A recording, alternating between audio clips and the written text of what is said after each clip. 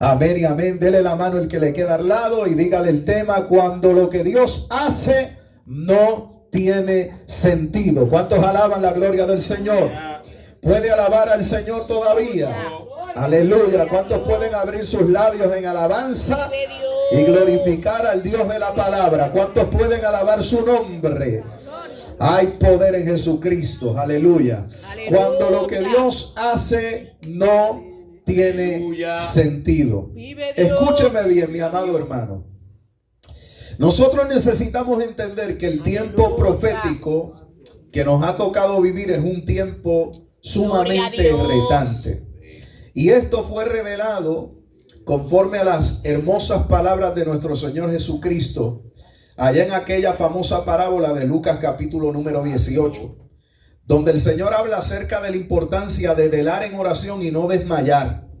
Y yo quiero que usted entienda que esa parábola que el Señor está, amén, ilustrando allí a sus discípulos, es la conclusión o la culminación de lo que previamente Él les estaba hablando.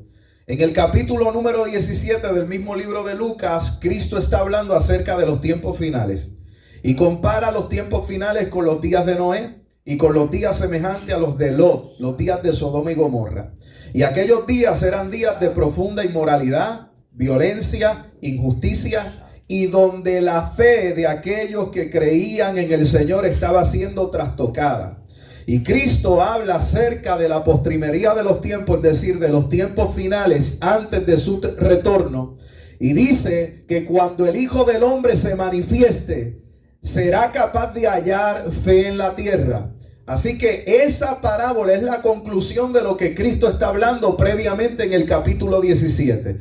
Él está diciendo: cuando lleguen los días de Noé, semejante a los días de Noé, cuando lleguen aquellos días que son semejantes a los días de Lot, ¿será posible que el pueblo pueda perseverar y persistir en la fe frente al escenario profético que les toca vivir? ¿Será posible que cuando el Hijo del Hombre se manifieste, amén, la iglesia retenga la fe que una vez le fue dada en Cristo?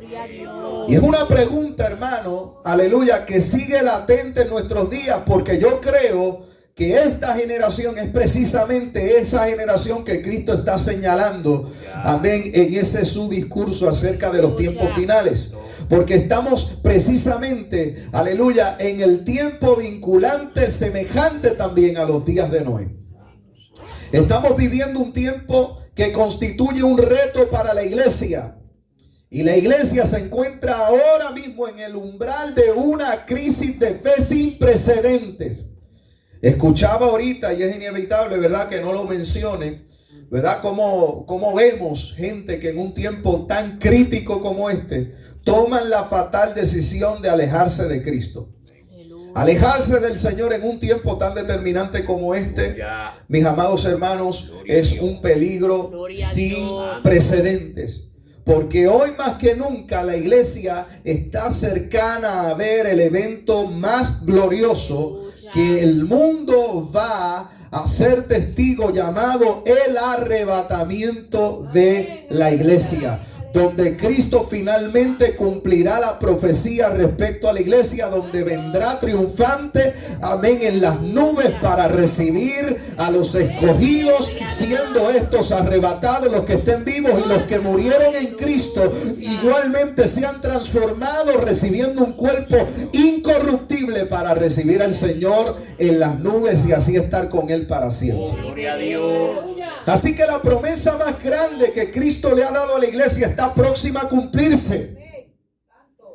De manera que no es negocio, no es propio de la iglesia que nos alejemos y que sucumbamos frente a los retos y desafíos que tenemos hoy por delante, sino que el llamado de Dios a los apóstoles sigue siendo el llamado para la iglesia hoy. Hay que orar, hay que velar y no podemos desmayar frente a lo que nuestros ojos estén viendo. Así que la fe que sobreviva en este tiempo, frente a las injusticias, frente a la violencia, frente al pecado y frente a la inmoralidad que se vive hoy, la fe que se atreva incluso a sobrevivir, aun cuando no encontremos respuestas inmediatas a lo que estamos atravesando, esa es la fe que verdaderamente conoce a Dios, y esa es la fe que finalmente nos dará amplia apertura al reino de nuestro Dios cuando finalmente Él se manifieste. Y yo quisiera en esta mañana ilustrar un poco cómo se ve esa crisis de fe en los momentos donde parecería que Dios está totalmente enajenado de lo que nosotros estamos viviendo, en los momentos donde parecería que Dios está haciendo un silencio, aleluya, terrorífico, que nos llena de temor, que no vemos a Dios obrando por ninguna parte. ¿Cómo se ve esa fe? Esa crisis de fe en la vida de un creyente. Y quiero utilizar como ejemplo a este profeta llamado Habacuc, que vivió precisamente también en su tiempo una crisis de fe semejante a la que muchos creyentes están experimentando en la actualidad. Gloria a Dios. Es interesante porque el libro del profeta Habacuc, más allá de ser una profecía al pueblo, usted lo que va a encontrar es un diálogo entre el profeta y Dios. Contrario a Zacarías, contrario a Isaías, que están comunicando un mensaje de parte de Dios al pueblo, este libro del profeta Habacuc más bien se basa en una conversación personal que está teniendo el profeta con Dios debido a la crisis de fe que el profeta está atravesando. Habacuc está profetizando aproximadamente en el año 605, donde Judá se encontraba espiritualmente corrompida y Babilonia se estaba levantando como una potencia mundial en aquella época. Dios anuncia, sin embargo, que va a utilizar a una nación pagana para disciplinar a su propio pueblo. Y es allí donde vemos, amén, esta coyuntura, aleluya, y esta crisis de fe en la vida del profeta, porque el profeta no está entendiendo para nada qué es lo que Dios está haciendo.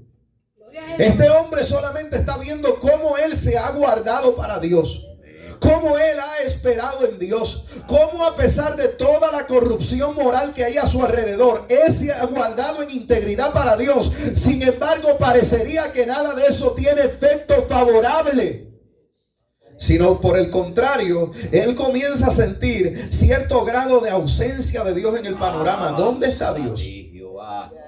¿Por qué parecería como que los impíos están en ventaja frente a los justos?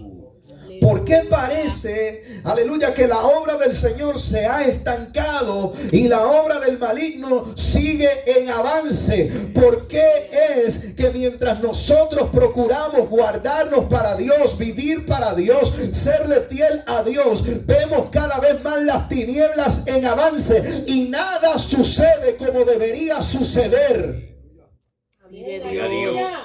Y comenzamos a cuestionarnos, pero ¿cómo es posible que yo sirva un Dios tan poderoso? Sin embargo, siempre veo cómo el mal sigue ganando territorio. Yo no sé si usted se hace las mismas preguntas que el profeta, pero yo creo que en ciertos momentos nosotros, al igual que el profeta, nos encontramos con esa incertidumbre. ¿Qué va a ocurrir?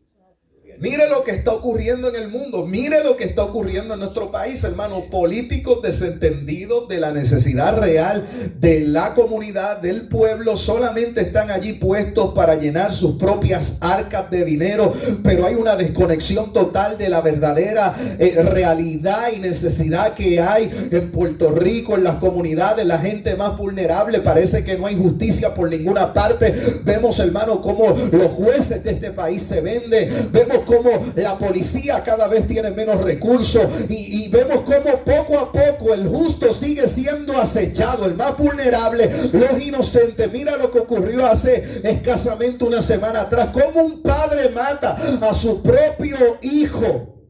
Aleluya. De 5 añitos. Gloria a Dios. Y cómo parecería que la justicia se tarda en llegar. No vemos justicia por ningún lado.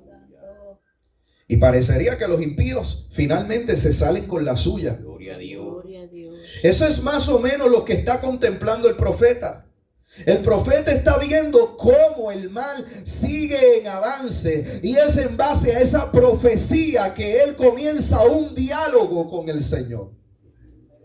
Esta es la profecía que vio el profeta, diciéndole al Señor: ¿hasta cuándo? ¿Te has preguntado tú eso algún día? Yo me lo he preguntado. Llegan momentos donde sentimos tanta presión sobre nosotros. Llegan momentos donde nuestra fe es tan sacudida por las circunstancias que lo primero que sale por nuestros labios es: ¿hasta cuándo, oh Dios? ¿Hasta cuándo? Es el clamor del alma desesperada, diciéndole al Señor: por favor, dame un break. Dame un chance, dame un momento para poder respirar, porque todo lo que estoy viendo me tiene abrumado. Santo. Y lo que es más, al igual que el profeta, pensamos que Dios ni siquiera está escuchando nuestra oración. ¿Hasta cuándo, oh Dios, clamaré y no oirás? La pregunta es: ¿verdaderamente Dios no estaba oyendo al profeta? Porque una cosa es lo que tú y yo percibimos desde nuestra humanidad. Una cosa es lo que tú y yo, las conclusiones a las que llegamos en torno a lo que sentimos, a nuestras emociones, pero una cosa muy distinta es lo que Dios ha dicho y lo que Dios ha prometido. La Biblia dice que si los justos claman, Jehová los oye. Pero la realidad es que cuando llega el momento difícil a nuestra vida, sentimos que Dios no está escuchando, que Dios no está oyendo. Y el profeta le pregunta a Dios: ¿hasta cuándo yo clamaré y tú no vas a oír? ¿Hasta cuándo daré voces a ti a causa de la violencia, pero tú no salvarás? Y luego de los hasta cuándo vienen los por qué. Bendito Dios. ¿Por qué me haces ver iniquidad? Aleluya. ¿Por qué haces que vea molestia? ¿Por qué permites que vea todo esto si sabes que en mi mano no está el poder ni los recursos para cambiarlo? No puedo. Porque ciertamente hay situaciones en esta vida que nos sobrepasan por mucho en nuestra capacidad humana. Nosotros ciertamente podemos marcar la diferencia dentro del contexto de nuestra propia familia, dentro del contexto de la iglesia local. Hay cosas que nosotros podemos hacer, amén, en el micro, ¿verdad? En cosas pequeñas, pero los asuntos más complejos de esta vida, los asuntos que vemos, hermano, aleluya, en dimensiones mucho más amplias, ¿cómo se resuelve eso? El profeta está diciendo: lo que yo estoy viendo me causa dolor. Veo tanta iniquidad, tanto pecado, tanta injusticia que me siento mal. Veo destrucción, veo violencia, veo pleito, veo contienda, veo todo esto. Veo cómo la ley es debilitada, veo que el juicio sale torcido, veo cómo aplacan la verdad, veo cómo manipulan la verdad, manipulan la palabra de Dios, manipulan la ley. Veo cómo el impío asedia al justo y no hay ningún tipo de justicia. Y la pregunta es: Señor, ¿hasta cuándo? Aleluya. ¿Y por qué permites que yo vea todo esto? Gloria a Dios. Así que Habacuc a continuación va a tener un diálogo honesto que brota de la fibra de su corazón. Y si algo podemos aprender de este diálogo es que esa tensión que existe, hermanos, entre la fe y el sufrimiento no se oponen entre sí, sino más bien revela que hay una fe madura allí. Porque cuando nosotros actuamos con indiferencia frente a la injusticia, al pecado, a la inmoralidad, más bien eso sería testimonio de que allí no hay fe genuina, no hay fe verdadera. Aquel hermano que se fusiona con la impiedad, con la injusticia, con lo inmoral, que hace alianza con lo que Dios aborrece, no puede hablar de una fe genuina, una fe verdadera. Y lamentablemente tengo que decir que la iglesia hoy, un gran sector de la iglesia, se ha amarrado al sistema de este mundo e incluso se han hecho partícipes de la maldad que existe hoy en el mundo. Y eso, mis hermanos, no es sino el testimonio de gente que profesa tener una fe en Dios, mas no creen en el evangelio de Cristo. Gloria a Dios. Hay mucha gente, yo estoy convencido de que existe mucha gente hoy dentro del cuerpo de Cristo que más bien son simpatizantes del evangelio, más que verdaderos creyentes en Cristo. Cuando la iglesia ve la injusticia, ve la inmoralidad, cuando la iglesia ve el pecado, se enardece en su espíritu y tiene que abrir su boca para denunciar lo que está mal. Abre su boca en protesta de lo que está mal, de lo que contradice los principios bíblicos. No, hermano, el sufrimiento y la fe no son contrarios, porque la fe que no sufre no es verdadera fe. La fe madura, la fe verdadera, se sostiene aún cuando no comprende lo que Dios está haciendo. Gloria a Dios. Denuncia la injusticia, se queja en contra de la maldad, denuncia y protesta en contra de lo que está mal, pero se sostiene aunque no entienda por qué Dios lo está permitiendo. Judá vivía en una profunda decadencia moral. Escuche, había actividad religiosa, se seguía sirviendo en el templo, se seguían llevando a cabo los sacrificios, pero no había justicia y no había fidelidad. Y cuando el profeta veía eso, aleluya, se enardecía en el espíritu, porque veía cómo el pecado dominaba incluso sobre aquellos que decían alabar a Dios. Gloria a Dios. Aleluya. Aleluya. Pero más que eso, lo que inquietaba al profeta era el aparente silencio de Dios. Porque la conclusión del profeta es, bueno, si tú eres dueño de la obra, si tú eres el rey soberano sobre este pueblo, ¿dónde tú estás? Para corregir, para arreglar, para enderezar. Vive Dios. ¿Dónde está Dios? Alaba. Hermano, yo creo que en ocasiones nosotros vemos, particularmente a través de las redes sociales, cómo se profana el nombre de Dios con tanta facilidad en nuestros días. Cómo se blasfema en contra de Dios y su palabra con facilidad. Gloria a Dios. Y la pregunta inmediata es, Señor, ¿dónde están los días de Ananías y Zafira? Porque durante tanto tiempo venimos escuchando que esos días vienen, que esos días llegan, que llega el día donde Dios va a limpiar los altares, llega el día donde Dios va a hacer esto, Dios va a hacer lo otro. Sin embargo, en la medida que sigue avanzando el tiempo, vemos cómo la iglesia se sigue corrompiendo cada vez más. La pregunta inmediata es, ¿dónde está Dios en todo este asunto? ¿Dónde está? Gloria a Dios. ¿Dónde está el Dios que pone orden en su obra? ¿Dónde está el Dios que pelea por su propia santidad? ¿Dónde está Dios para dar cara frente a la debacle espiritual en la cual se encuentra la iglesia? Esa era básicamente la queja y la pregunta del profeta. Ahora, si bien es cierto que en ocasiones Dios parece estar haciendo silencio, Aleluya. su silencio no es sinónimo de que Él haya perdido el Gloria a control. Dios. Aunque en ocasiones pareciera que Dios ha guardado silencio y que Dios está desconectado de nuestra realidad, tienes que entender que su silencio no significa su ausencia. Dios guarda silencio, pero nunca está ausente.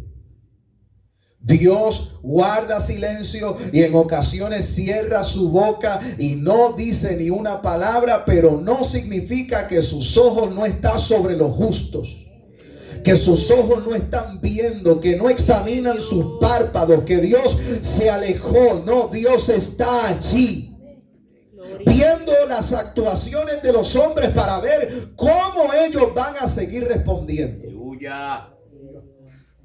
Santo. Gloria a Dios. Y necesitamos entender que su respuesta no se tarda. Hay respuesta de Dios. Y Él va a hablar, pero no va a hablar cuando tú entiendas que Él debe hacerlo. Aleluya. Él va a dar testimonio, pero no cuando tú esperas que Él lo haga. Él lo va a hacer cuando Él lo entienda oportuno. Porque Él es soberano. Y Él tiene un plan perfecto diseñado para llevar a cabo en su momento y no en nuestro momento, no en nuestro tiempo, no cuando yo quiera, no cuando tú quieras, sino cuando Él decida que es el momento oportuno para hacerlo. Y estamos hablando en un plano bastante general, estamos hablando del contexto de la iglesia. Pero ¿qué tal si llevamos esto al ámbito personal? Porque cuántas injusticias tú y yo tenemos que enfrentar en el ámbito personal. Alabado sea tu nombre, Jesús. Gente que nos calumnia, que nos hace la guerra, injusticias, problemas en el trabajo, problemas en la familia, etc. Y tú estás esperando allí que Dios traiga juicio Santo. sobre tu perseguidor, sobre aquel, amén, que te hace la guerra, pero parecería que Dios está en silencio y no hace absolutamente nada a tu favor. Tú tienes que entender que en el momento que Dios hable, Dios va a hablar, pero Él no va a hablar ni va a declarar lo que tú esperas, sino lo que tú necesitas escuchar. Aleluya.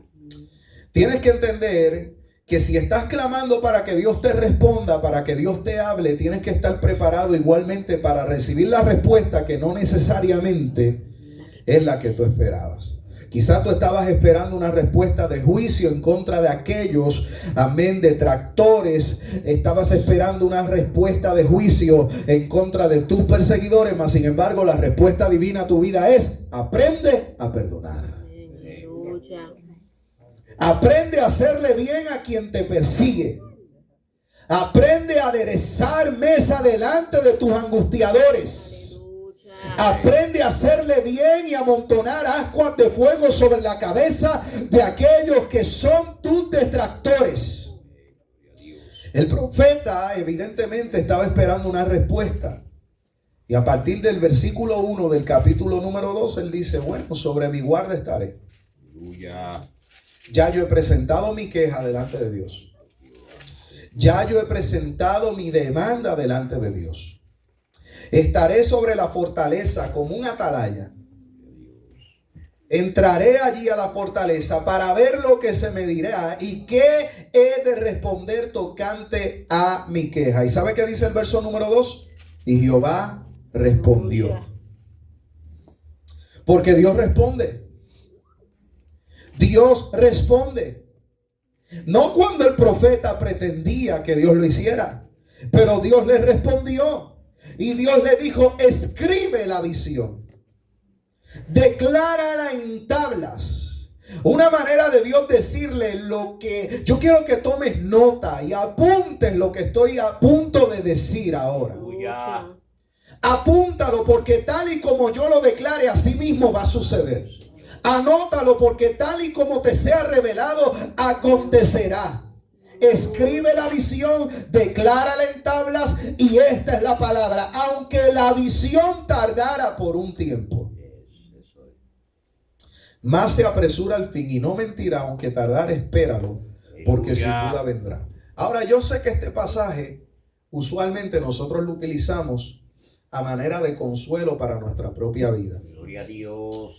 Y tendemos a atarlo a las promesas que Dios nos ha hecho referente a nuestra familia, ministerio, economía, salud, etcétera, etcétera, etcétera. Pero ¿qué tal si nosotros vemos el pasaje en su contexto y miramos que de lo que Dios le está hablando allí, de esa visión que no se tarda en cumplirse, que aunque, amén, aleluya, tardare por un breve tiempo, no mentirá, sino que se cumplirá? ¿Sabe de lo que Dios está hablando ahí al profeta? Dios le está hablando acerca de juicio. De manera que podemos concluir que la incesante oración del profeta no fue suficiente para hacer cambiar a Dios de mentalidad. Dios no cambió en su propósito. La mucha oración del profeta no cambió el designio divino, no cambió el plan que Dios había trazado, no afectó para nada lo que Dios había determinado sobre la nación y sobre el pueblo de Judá. Porque, hermanos, la oración no es para torcer el brazo de Dios. La oración, el clamor, el ayuno no es para tratar de manipular a Dios intencionalmente, a provocarlo a que Él cambie. Aleluya. No, hermanos, sino que la oración siempre debe concluir como Cristo la presentó en su modelo en Lucas capítulo número 11. Hágase tu voluntad y no la nuestra. Así que el profeta tenía que prepararse para una de dos cosas. O Dios le decía lo que él quería oír, o Dios le decía lo que era más conveniente para él oír. Y Dios entendió que lo más conveniente en este contexto era que se concretara el juicio. Que se efectuara el juicio que él había determinado. Y usted dirá, ¿por qué, hermano? Porque si Dios hubiese desistido de traer juicio sobre Judá, ellos no se hubiesen vuelto de su pecado y de su mal camino. El que Dios levantara al imperio babilónico para que asediara a la nación y a Judá era la disciplina de Dios para enmendar y corregir el mal camino que había tomado su propio pueblo. Gloria a Dios. Santo. Así que no, hermano, cuando Dios se determina a disciplinar, corregir, cuando Dios está decidido en traer juicio y castigo, porque Él ve que no hay otra forma, no hay otra salida, no hay otra alternativa a través de la cual su pueblo pueda aprender y pueda humillarse y arrepentirse, no hay oración en esta tierra que lo haga cambiar de parecer. No hay forma. Porque Dios, que lo ve todo, que sabe todo, que está viendo no solamente tu presente, Dios conoce tu futuro, Dios conoce las intenciones de tu propio corazón. Él lo sabe todo, aún no está la palabra en tu lengua y aquí Jehová la conoce toda. Aleluya. Gloria a Dios. Santo. Dios sabe que hay momentos donde si no es a través del castigo y del juicio, el pueblo no aprenderá. Así que Habacuc posiblemente tenía una expectativa. La expectativa de que Dios le dijera, ¿sabes qué, Habacuc? Yo voy a ordenar todo aquí en Judá. Voy a erradicar la maldad de Judá. Voy a instaurar nuevamente la justicia en Judá. Y voy a evitar que Babilonia venga sobre ustedes para llevarlos cautivos. Pero esa no fue la respuesta que Dios le dio. Dios no le dijo, voy a sacar a Babilonia del camino, sino por el contrario. Capítulo 2, verso número 3. Aunque la visión tardare. En otras palabras, aunque se tarden un poco los babilonios en llegar, van a llegar. Bendito Dios. Aunque se tarde por un breve tiempo, más se apresura al final esta profecía que yo te acabo de dar. Y esto no es mentira. Aunque tardar, espéralo. Dios le está diciendo, los babilonios vienen de camino. Espéralo. Porque sin duda vendrá y no tardará. Aleluya. Y yo creo que sobre este país Dios ha venido hablando durante mucho, pero mucho tiempo. De diferentes formas. Aleluya. De cómo Dios va a estremecer Sí, Señor. este país. Aleluya. Y no estoy hablando simple y sencillamente a través de un sismo, un terremoto. Ya experimentamos algo de eso. Amén. Amén. En el 2020. Para el 2021 todavía teníamos muchas réplicas. Pero yo creo, hermano, yo creo que Puerto Rico es esa pequeña Judá de donde un día el evangelio alumbró a las naciones. Y que de algún modo u otro, según el escenario profético actual y todo lo que nosotros estamos viendo en el mundo, no se sorprenda si esta pequeña islita es invadida por gente extranjera. Y esto se lo digo porque cuando tú ves al presidente de la nación americana que prácticamente triplica el presupuesto de su milicia en los Estados Unidos a 1.6 trillones de dólares. Eso jamás en la historia se había visto. Cuando tú ves que va desplegando toda su fuerza militar en el Caribe, cuando tú ves las grandes inversiones que se están haciendo y que casi para concluir el año 2025 dio instrucción de que se comiencen nuevamente, amén, las pruebas nucleares, cosa que no se veía en Estados Unidos por décadas. Es porque la nación americana se está preparando para un conflicto de grandes proporciones. No un asunto de menor importancia. Esto no sucede al vacío. Esto no sucede por suceder.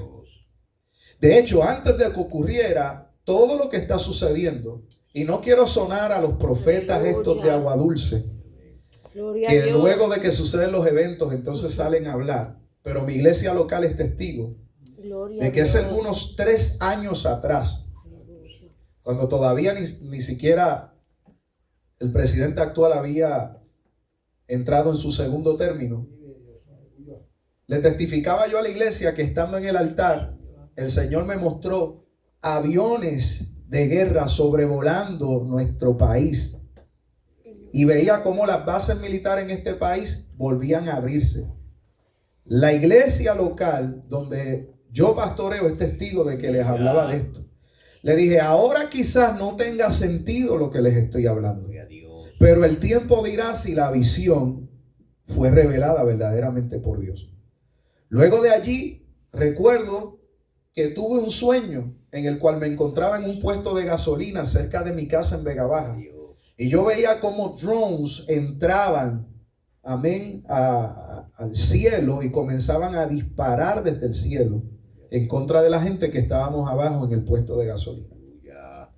Más o menos bastante similar a lo que vimos en los visuales ahora mismo que aconteció en Venezuela. La iglesia local es testigo. Mi esposa ha tenido sueños. Hermanos en la iglesia han tenido sueños donde ven un Puerto Rico militarizado por las 4 esquinas.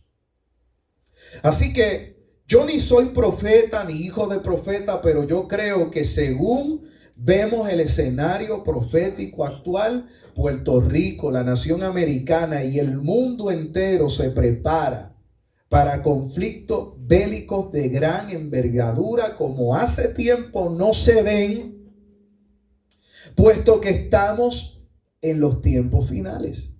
Y cuando usted observa el libro del Apocalipsis, usted se dará cuenta que la profecía tiene, amén, una gran porción de guerras y conflictos en el mundo, como nunca antes se había visto. Declara el profeta, y habrá guerra hasta el fin. Así que mis hermanos, ¿y qué si Dios nos estuviese hablando a nosotros hoy? Como le habló al profeta Habacuc diciendo, yo sé que tú quisieras que no fuera así. Yo sé que en tu corazón alberga la esperanza de que esos días no lleguen. Pero ¿qué si el Señor nos declara como al profeta y nos dice, aunque la visión tardare, aunque pase el tiempo, más la visión se apresura hasta el fin y no mentirá? Pues hermanos, entonces solamente nos queda una alternativa, Gloria a Dios, como le quedó al profeta. Y es conformarnos a la voluntad del Señor, sabiendo que su voluntad es buena, agradable y perfecta. Cuando lo que Dios hace no tiene sentido, lo más seguro para nosotros es conformarnos a su voluntad, aunque no entendamos. Hermanos, no espere a entenderlo todo para luego confiar en el plan de Dios. No esperes a que Dios te muestre todo el mapa para entonces comenzar a confiar. Dios nos invita a confiar aunque todavía tenemos cierto grado de incertidumbre en la situación actual. No tenemos incertidumbre en cuanto a su carácter. Sabemos que Dios es digno digno de confianza. Sabemos que podemos anclarnos en su palabra porque es toda confiable. Sabemos que aunque el cielo y la tierra pasen, su palabra no va a pasar. Sabemos que Dios sirve al mejor interés de su pueblo. Sabemos que al final, pase lo que pase, vea lo que vea, todo ayuda para bien a aquellos que aman al Señor y que han sido llamados conforme a su propósito. Cuando lo que Dios hace no tiene sentido, lo mejor que tú y yo podemos hacer es abandonarnos en los brazos de la fe y dejar que Dios sea Dios, aunque tú no entiendas. Dejar que Dios sea Dios, aunque no lo comprendas. A pesar de su silencio, a pesar de los instrumentos incluso que Él quiera usar, que posiblemente son instrumentos que te parecen impropios, injustos, aleluya, como es el caso del profeta, Dios dice, voy a utilizar como instrumento a un pueblo impío. Y Habacuc dice, pero como un Dios que es santo de ojos, puede utilizar un instrumento tan vil como Babilonia, un pueblo pagano, Aleluya. temerario, que no honra a Dios. Eso es lo que le choca a la gente. Cuando vemos, amén, como Dios en nuestros días utiliza gente impía para llevar a cabo sus propósitos. Gloria a Dios.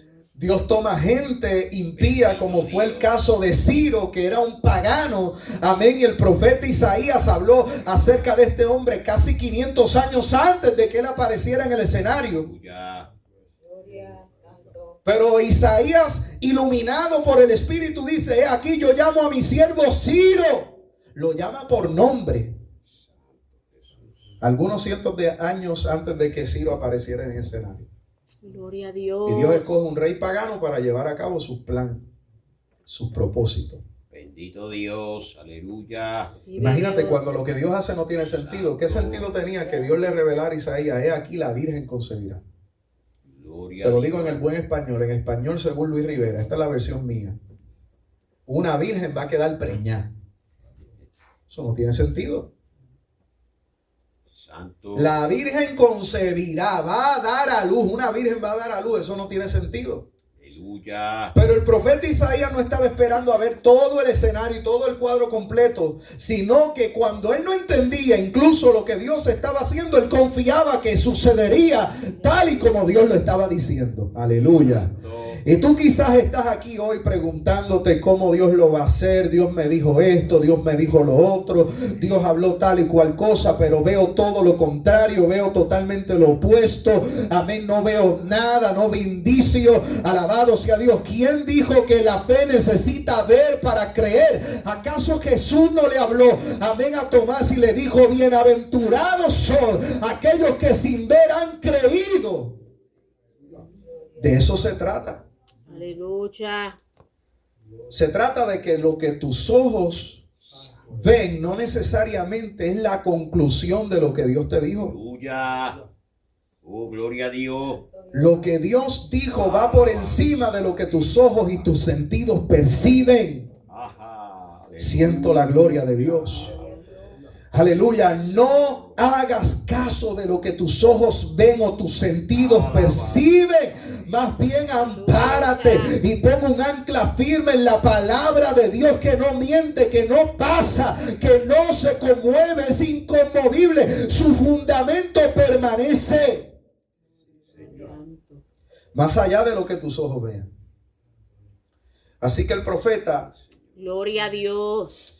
dice, yo voy a estar esperando la respuesta de Dios. Y posiblemente este mensaje en esta mañana sea la respuesta de Dios para ti, que estabas esperando que Dios te hablara, que estabas esperando que Dios te dijera algo. Aleluya. ¿Sabe? La respuesta de Dios no siempre va a ser que va a cambiar tu situación, porque lo más probable es que Él está usando tu situación para cambiarte a ti. Aleluya. Y por lo general nosotros queremos para sentirnos cómodos, para sentirnos tranquilos, para sentirnos en paz, para sentirnos gozosos, que Dios cambie mi situación para entonces yo sentirme bien. Y hay momentos donde Dios no va a cambiar tu situación, más bien Dios va a usar tu situación incómoda para cambiarte a ti, para cambiar tu corazón, para cambiar tu vida, para transformar tu carácter, para enseñarte a ser paciente, para enseñarte a confiar más en Él, para enseñarte a no apoyarte en tu prudencia, sino apoyarte en su consejo que permanece. No siempre la respuesta de Dios a nuestra oración es un sí. Gloria a Dios. Bueno, hermano, mire, no seamos ingenuos. Si al propio hijo el padre no le respondió con la respuesta que el hijo en su humanidad hubiese deseado. Padre, si es posible, pasa de mí esta copa. ¿Qué hizo el padre? Guardó silencio. No le dijo lo que el hijo en su carne como ser humano esperaba. Prácticamente Jesús está diciendo, si hay otra forma en la cual yo pueda salvar el mundo, pues permítelo, Padre, porque él sabía que llegaba la hora del sufrimiento, del Vía Crucis. Pero el Padre no le respondió lo que él esperaba. Pero tú y yo, como niños engreídos, queremos que Dios nos diga siempre lo que nosotros queremos. Pablo tuvo que vivir lo mismo. Tenía un aguijón en su carne, había rogado 3 distintas ocasiones: quita este aguijón, este mensajero de Satanás de mi carne. Pero ¿qué le dijo el Señor? Bástate mi gracia. En otras palabras, el aguijón, acostúmbrate. No lo voy a quitar. Así que hay aguijones, y no estoy hablando necesariamente de tu esposo y de tu esposa, que Dios los va a dejar ahí. Porque hay gente que dice, Señor, este aguijón. No estoy hablando de tu cónyuge, ni de tu esposo, ni de tu esposa. Alabado sea Dios. Pero hay situaciones que Dios no las va a cambiar. ¿Sabe por qué? Porque son, amén, precisamente las herramientas que Dios está usando. ¿Sabe para qué? Para que dependas de su gracia y no de tu recurso. Para que dependas de Él, hermano.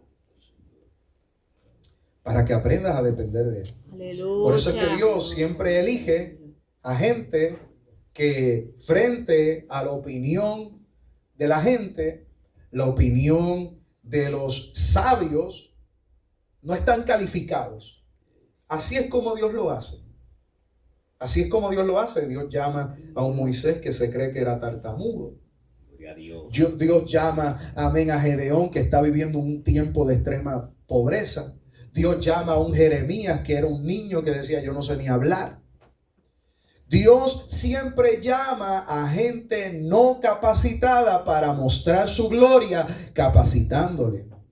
Tan sencillo como eso. Y si usted ve algún desarrollo en algún ministerio, o usted ve a alguien que ha alcanzado algo, entre comillas, amén, porque aquí la meta es el cielo, amén. Pero si usted ve a alguien que terrenalmente hablando ha alcanzado algo en el ministerio, o es apto para hablar, para enseñar, para predicar, o Dios lo usa en los dones, en señales, en milagros, sepa usted que esa persona no es sino un vaso de barro, para que la excelencia del poder sea de Dios y no de los hombres.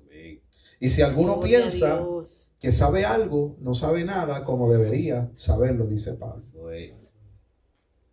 Si usted supiera, hermano, mire, yo trataba de cambiar la perspectiva de algunos hermanos que en ocasiones se tienen en poco a raíz de que no han tenido las mismas experiencias que ha tenido tal o cual hermano.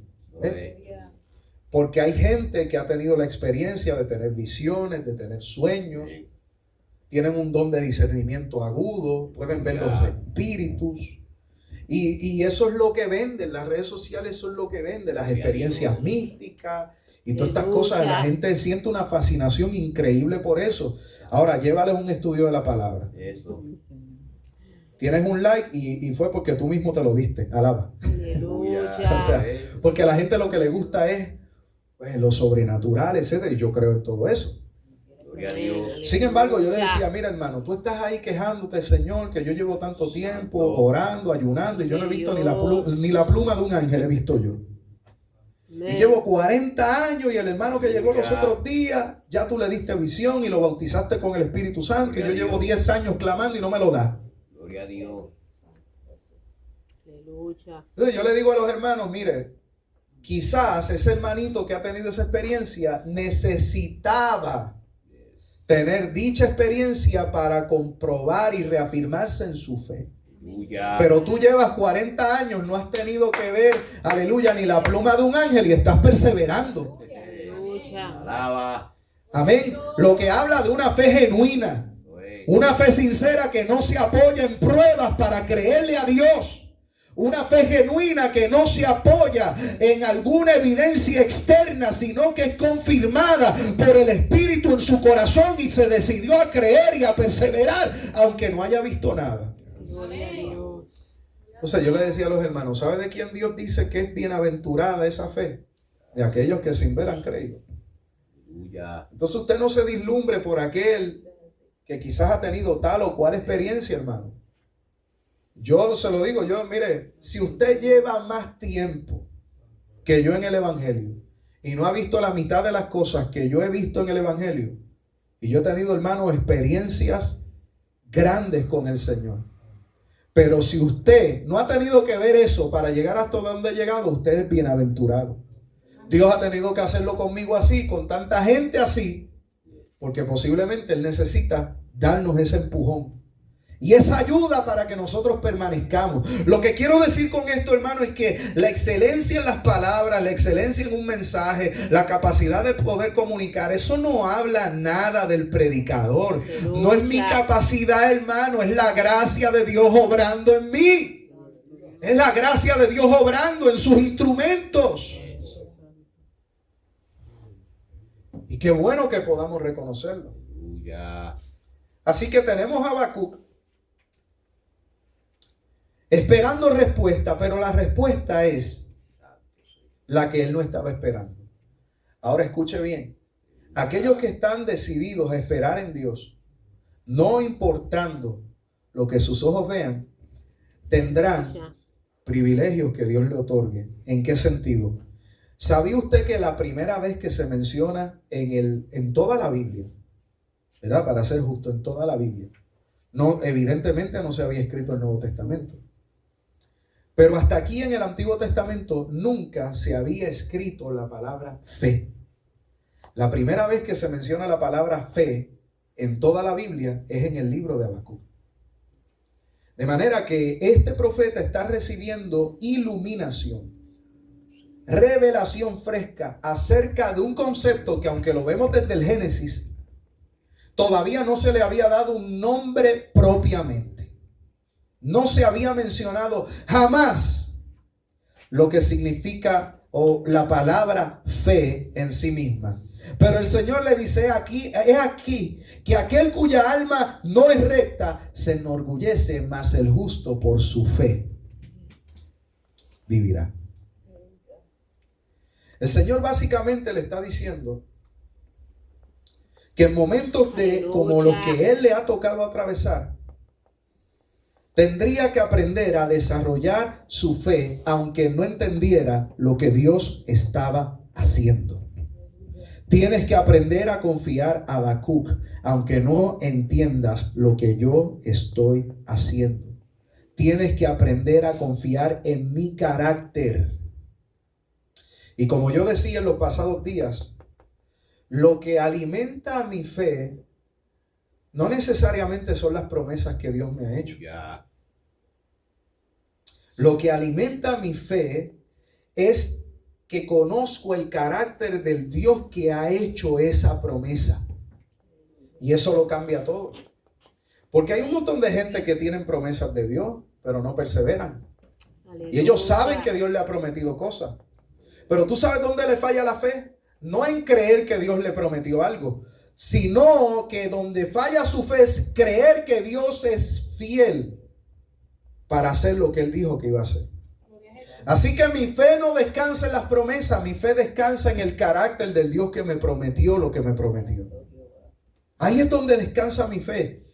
El poder conocer a un Dios que no miente, que es inmutable, que es fiel, que cumple lo que promete, que no es mentiroso, nunca ha dicho mentira y nunca la dirá. Esa es mi fe y ahí descansa mi confianza en Él, en su carácter. Así que parecía que Dios no estaba haciendo nada, pero finalmente Dios le responde. La fe del profeta entra en crisis. ¿Cómo es que un Dios santo puede permitir toda esta maldad? Pero su fe se demostró en que aun cuando no entendía, no decidió por huir, sino en perseverar confiadamente. Usualmente cuando nosotros no entendemos, tendemos a la huida, al escape. Como no entiendo, renuncio. Como no entiendo, abandono. Como no entiendo, me doy por vencido. Como no entiendo, aquí no hay nada que hacer. Pero la fe dice, cree aunque no entienda.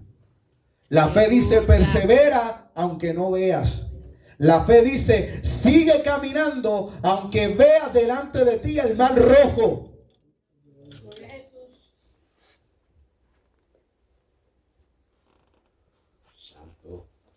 Y aunque Dios no responda a todas tus preguntas, hay una verdad central. Y es que el justo por la fe vivirá. No matter what, como dice el americano. No importando qué. Aunque yo no tenga todas las respuestas, aunque no tenga contestación a todas mis preguntas, hay una verdad firme. Y es que el justo va a triunfar y va a vivir por la fe. No por comprender el proceso, sino por confiar en el carácter de Dios.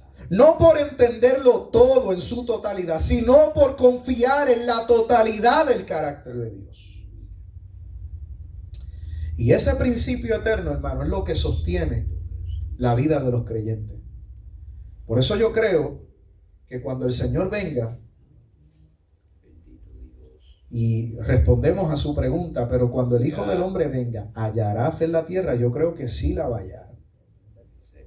Sí la va a hallar, pero la va a hallar en la vida de aquellos que aunque no tienen todas las contestaciones, decidieron creer. Bendito Dios. Decidieron caminar.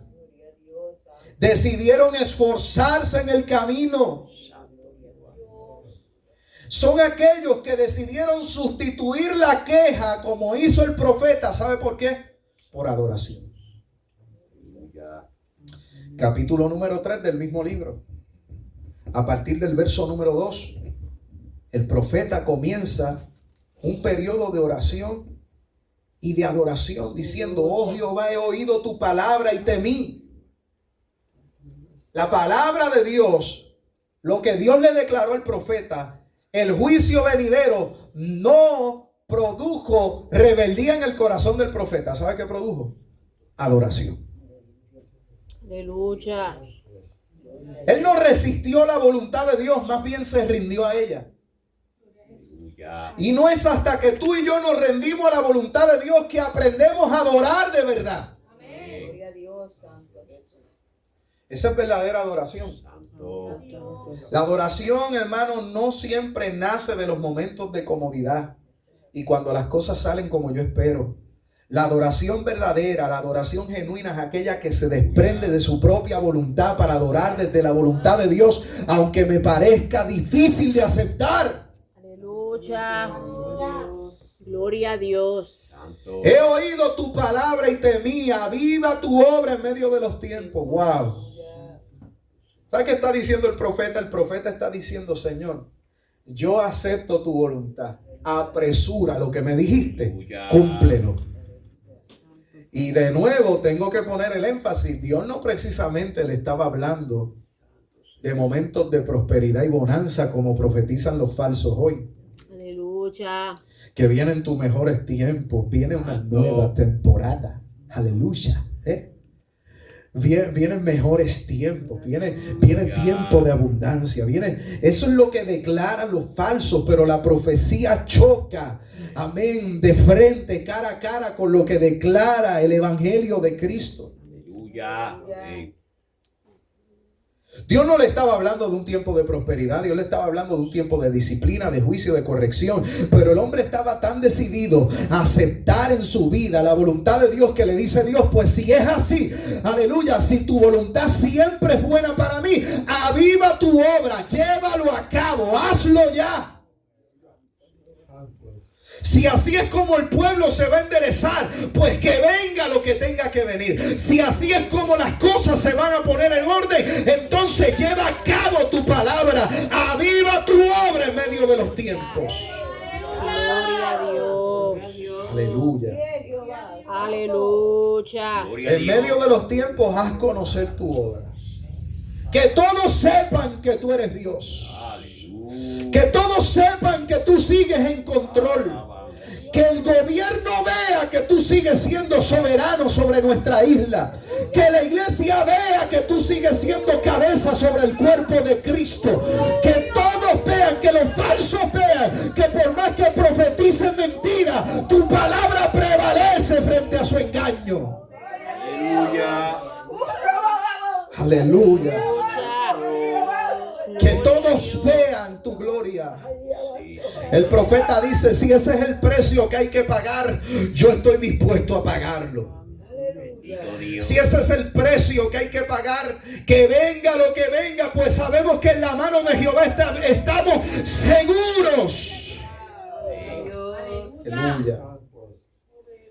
Solamente te pido algo: en la ira acuérdate de la misericordia. Porque el profeta sabe que cuando Dios baje su mano justiciera, no habrá impío que quede en pie. Abasama. Oh, no habrá injusticia que el Señor, hermano, no tome en sus manos para resolver. Cuando Dios diga arreglar cuentas, no habrá nadie que lo haga volver. Por eso en la ira acuérdate de la misericordia. Y este hombre comienza, por revelación de Dios, a hablar acerca de una visión impresionante. Dios vendrá de Temán y del santo monte de Parán. Su gloria cubrió los cielos. Wow. Así talán su cumisenda. ¿Sabe qué está, hermano? Esto es impresionante. Cuando el profeta aceptó la voluntad de Dios, se despegó de la crisis de la tierra y comenzó a ver la gloria de Dios revelarse desde el cielo. ¿Usted me está entendiendo? Aleluya. La fe cambió la perspectiva del profeta. Ahora, donde antes veía crisis, veía la gloria. Alaba alma de Jehová. Donde él veía problemas, donde veía injusticia, veía a Dios triunfante desde su trono. Aleluya. Ya él no estaba viendo que venían los babilonios de camino. Él lo que estaba viendo era que Dios venía de camino para poner orden en su tierra.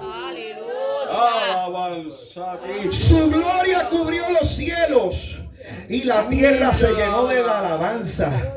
¿Sabe qué había en la tierra antes? Injusticia, malas palabras, inmoralidad, pecado. Pero una vez se manifestara el juicio, entonces brotaría de la tierra verdadera alabanza. Se acabaría el culto religioso, aleluya, sin sentido. Se acabaría, aleluya, el falso culto, la adoración hipócrita. Pasaría, hermano, a la historia, porque ahora desde el dolor, desde el quebranto, desde el sufrimiento, desde el juicio, incluso desde la pobreza, la tierra se llenaría de alabanza, porque se levantarían los verdaderos adoradores, los que adoran no cuando las cosas salen como esperan, sino como Dios quiere que se hagan. Aleluya. Gloria a Dios. Aleluya. Rayos brillantes salían de su mano. Oh, gloria a Dios. Y allí estaba escondido su poder. Gloria a Dios. Sí, detrás de la crisis.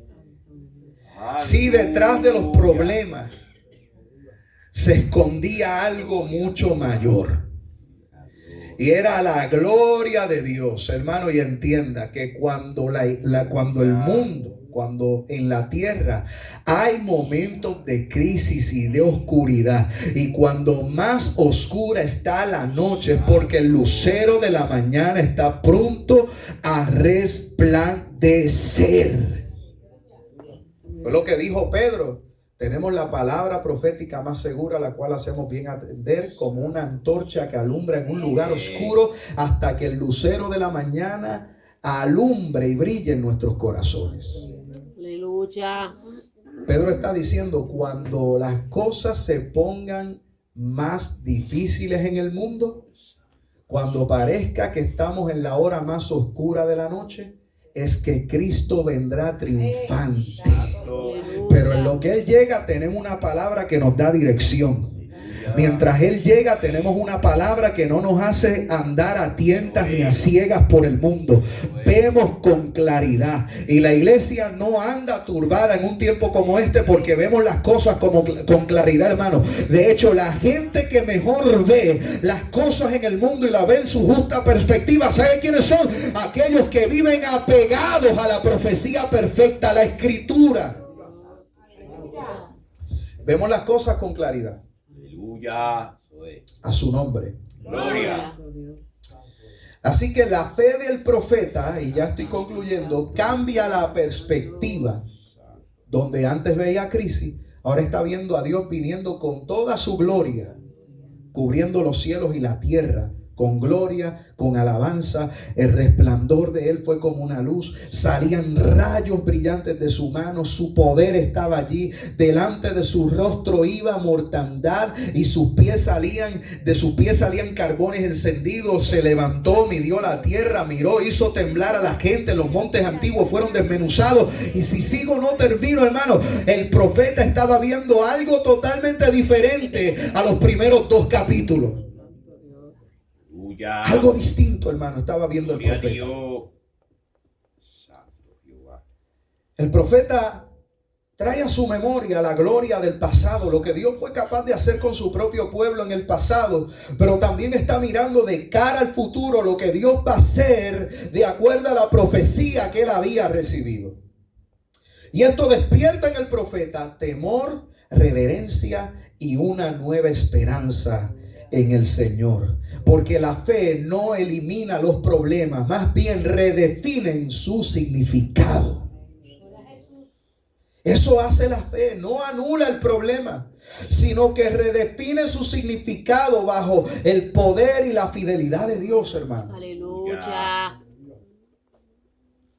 Así que él puede declarar a partir del verso número 17, ese famoso pasaje que tú y yo hemos escuchado infinidad de veces, aunque la higuera no florezca, ni en las vides haya fruto, aunque falte el producto del olivo y los labrados no den mantenimiento y las ovejas sean quitadas de la manada y no haya vacas en los corrales, con todo yo me alegraré en Jehová y me gozaré en el Dios de mi salvación. El profeta, escúcheme, está describiendo un colapso total. Sí, hermano, Dios le habló de un colapso al profeta. Le está hablando que iba a caer la agricultura, se caería por el suelo la economía, la seguridad iba a desaparecer. Pero aún así, cuando todo esto desapareciera, la confianza permanecería.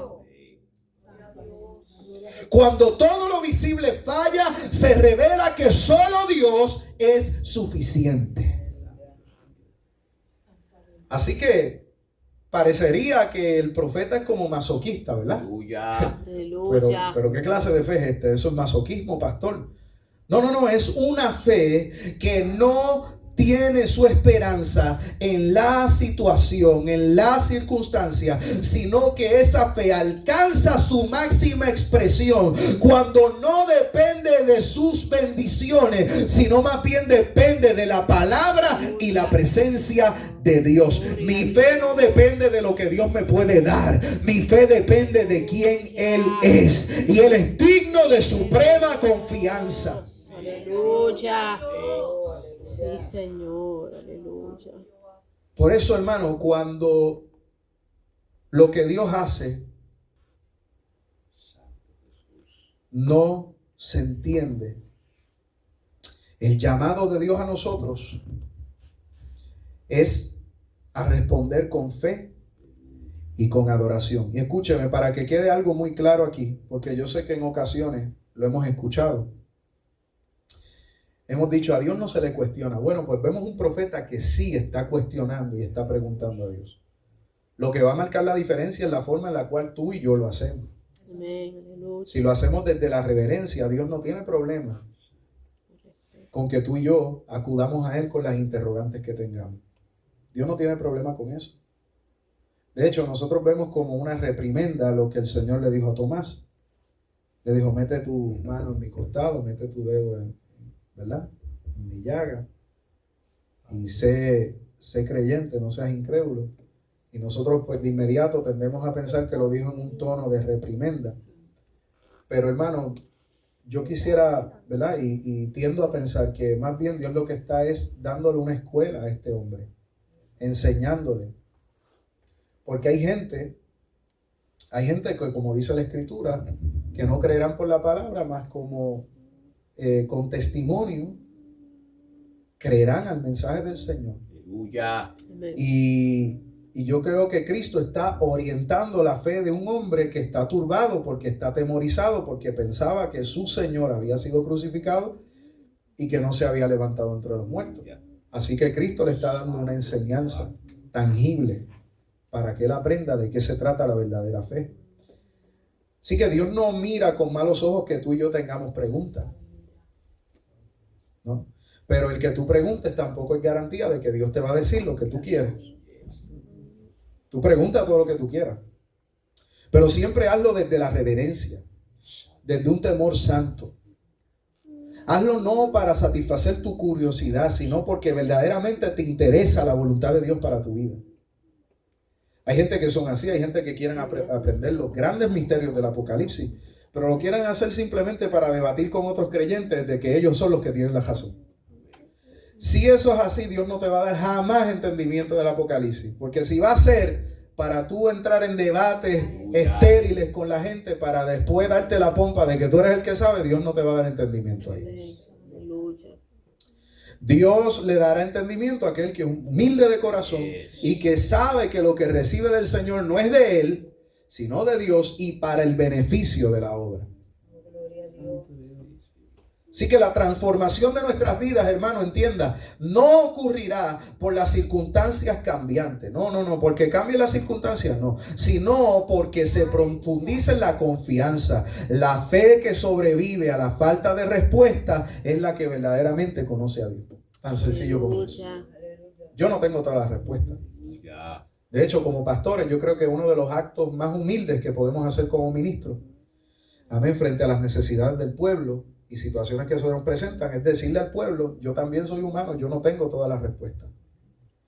Yo quisiera darte todas las respuestas, pero no las hay, porque incluso Deuteronomio dice que hay cosas que están ocultas que le corresponden solamente al Señor.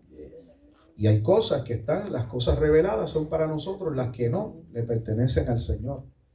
Y hay que reconocer con humildad que no tenemos todas las respuestas, pero sí tenemos al Dios que lo sabe todo, que lo conoce todo, aquel que es digno de toda nuestra confianza. Así que cuando Dios hace lo que yo no entiendo, es el momento de confiar. Y todos estamos en momentos donde esa pregunta puede llegar de un momento a otro. ¿Qué hago, Señor? ¿Qué pasa? ¿Dónde tú estás? Confiemos, hermano, como Dios hizo en la vida del profeta, Dios hará con su iglesia en este tiempo. Así que vamos a ponernos de pie. Vamos a darle gloria al Señor. Gloria a Dios. Padre, gracias por esta tu palabra. Lo que tú pusiste en mi corazón temprano en esta mañana he compartido con tu pueblo. Y te agradezco porque has hablado primeramente a mi propia vida. Y estoy seguro que has hablado a todo este pueblo aquí también. Yo solamente te pido, Padre, que esta palabra quede grabada en las tablas de nuestro corazón. Y que cuando lleguen los momentos adversos, donde no tengamos respuesta, podamos acudir a tu palabra, que es la profecía perfecta. Podamos apoyarnos en tu carácter fiel, en tu carácter amoroso, Pues tu palabra dice que el que no escatimó entregarnos ni aún a su propio Hijo, ¿cómo no nos dará juntamente con Él todas las cosas? Y en eso nosotros nos apoyamos, Dios. En que tú entregaste a tu Hijo como la prueba fehaciente, la prueba más confiable de que tú nos amas, de que tienes cuidado de nosotros. Es que no rehusaste entregar a lo más preciado que había en el cielo, a tu propio Hijo.